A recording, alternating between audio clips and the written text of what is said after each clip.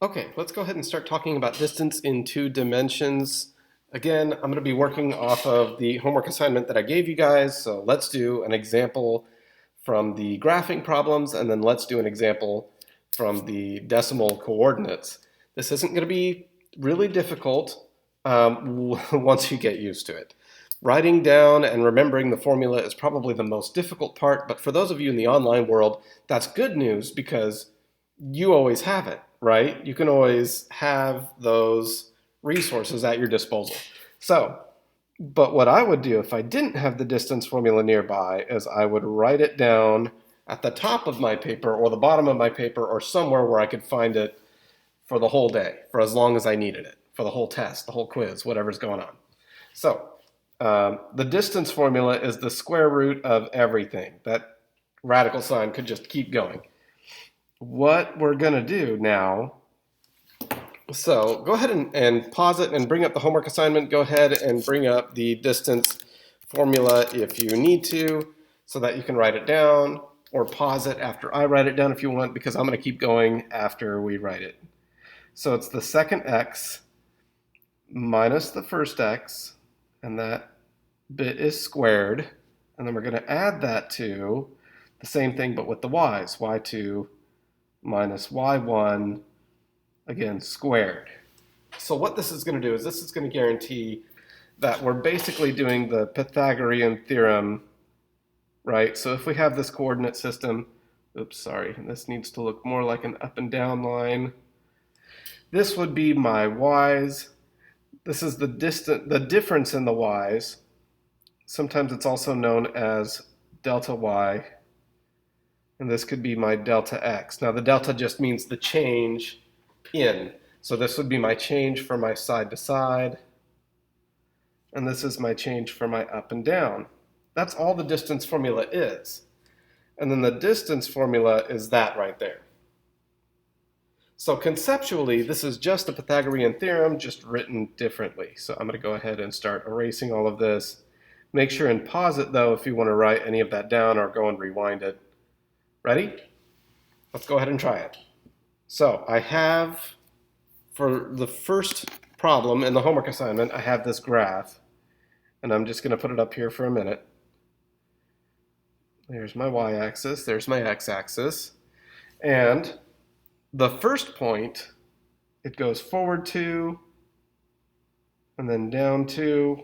So my first point is right here. My second point, I'm just going to kind of speed this up a little bit, but it goes backwards 4, 1, 2, 3, 4, and then down 5. 1, 2, 3, 4, 5. So it's right here. And this is my line segment, right? So we're trying to find what is the distance between the two. So does it matter if this is the first point and this is the second point? Does that matter? Or what if this is the first point and this is the second point? Which way do we go? And the answer is it doesn't matter, because the distance is going to be the same either way, right? No matter which one is first and which one is second, we're still going from one place to the other. Nobody says, hey, I'm going -3 miles to Chick-fil-A. Do you want anything? Or I'm going -2 miles to Target. Should I get you anything? Distance is always positive, and that's something that I really want to make sure that you have down. Distance is always positive. Just like us, right? We're always going to be positive too, even if your teacher's handwriting is terrible. Okay, so pause it if you need to. I'm going to keep going. So let's talk about distance. So my first coordinate, I'm going to call it the first coordinate just because it's the first one I run into when I'm looking at the picture, is going to be that 2, -2. And I'm going to call that my first point. And so I'm going to label it as my x1 and my y1. And writing down the coordinates is really important when you're working with a graph. My second coordinate pair is at -4, because it goes backwards 4 before it goes down, and then it goes down to -5, right? So that's my x2, y2. So on the next line, usually I would write the distance formula due to not having a whole lot of room here on my whiteboard. What I'm going to do is I'm going to actually just fill in everything as I go so that we can finish solving it before I run out of room, hopefully. So square root of everything, right? I'm going to subtract my x's. It's x2 minus x1 squared. So again, that's the difference in the x's. How far is it going? Plus the y's. y2 is negative 5. See that? Negative 5 minus negative 2. Now a negative minus a negative is a, think about it, negative minus a negative is a positive. So that's going to be the same as negative 5 plus 2. Okay, let's go ahead and break this down a little bit. I'm going to try and write a little smaller because I'm going to need to. Still keep your square root over everything because you're going to need it. Let's do our order of operations, parentheses first, right? So negative 4 minus 2 is negative 6 squared plus negative 5 plus 2 is going to be negative 3 squared. Message me if you have any questions, but take a look at it too. What's next when we do order of operations? Well, we did our parentheses. Exponents are next, right? So let's do that. So distance equals the square root of, and I'm going to start running out of room if I'm not careful, negative 6 squared. Now it's really important that you use those parentheses if you're going to put it into a calculator, because a negative times a negative is a positive, right? And so whenever we square a number, it should always be positive. Always, always be positive. Every number squared is positive, forever and always, until we get to imaginary numbers. Don't worry about that yet. I think that's intermediate algebra. So negative 6 squared should be 36. Plus negative 3 squared is 9. And so I'm going to just keep writing over here. And so my distance is the square root of, let's do our addition and subtraction. 36 plus 9 is 45. So go ahead and put that into your calculator. So this is 9 times 5. And I can actually do the square root of 9. So that's 3 root 5 is our answer. That's our final answer. Now, just about ran out of room. You can see that these distance problems take up a decent amount of space on your papers, but once you practice it a few times, it gets easier. Now, the distance formula is something that's not going to go away. We need to know this for future chapters too, so make sure you've got a really good handle on this, okay? Let's go ahead and do another example, but this time we're going to use the examples that give us the coordinates already. Now, the coordinates are in decimals, but that's okay. Decimals are just numbers too, right? Right? Let's go ahead and try this.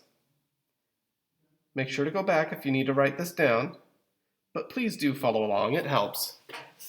Okay, so I'm going to do number 5. Number 5 says, number 5 says negative 1.5, comma, 2.2. So that's my x and my y coordinate for my first point. My second point is 0.2 and 7.1. So I'm going to label my points. I always label my points. And I really do. Even though I know how this works, I always label my points, because that way I'll never get it confused.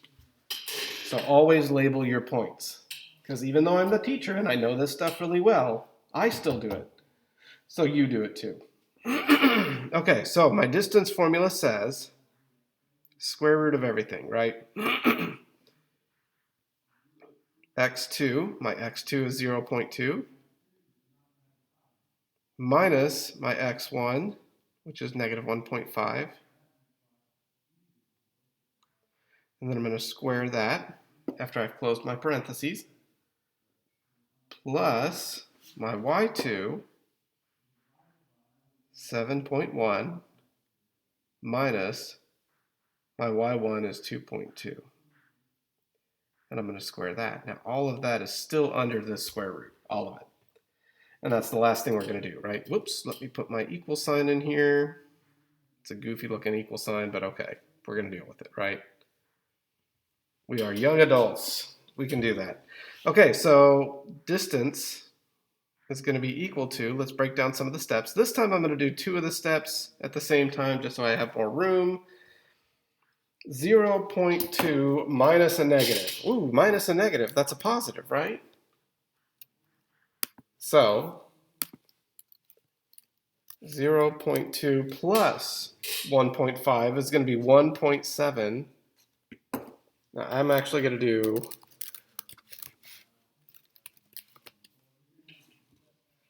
I'm going to go ahead and square it in the same step just to save room.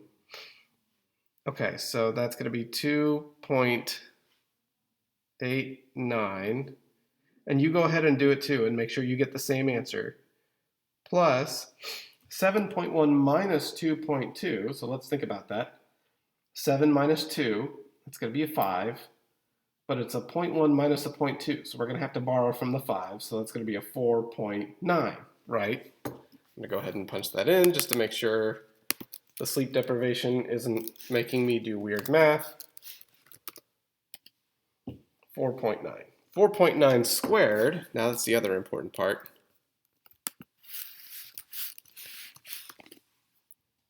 is 24.01.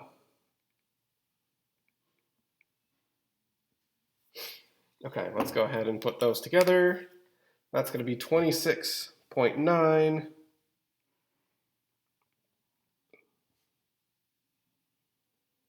What is the square root of 26.9? I don't know. Let's figure it out. This is why we have calculators.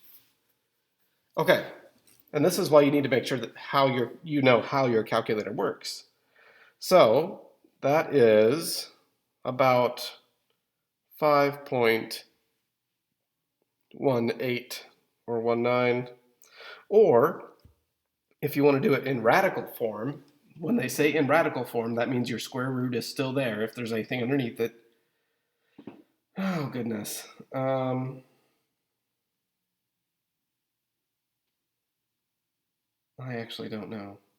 So I'm actually going to leave it in decimal form. Sorry, everybody. If you have a calculator that will give you radical form, I will totally accept that as an answer.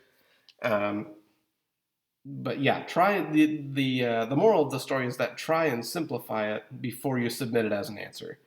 If you just say the square root of 26.9, if that's what it simplifies as, if it's just the square root of 26.9 and it doesn't simplify anymore in radical form, then you can submit that. And actually, technically, I want to put a wavy equal sign here because it's approximately 5.19, right?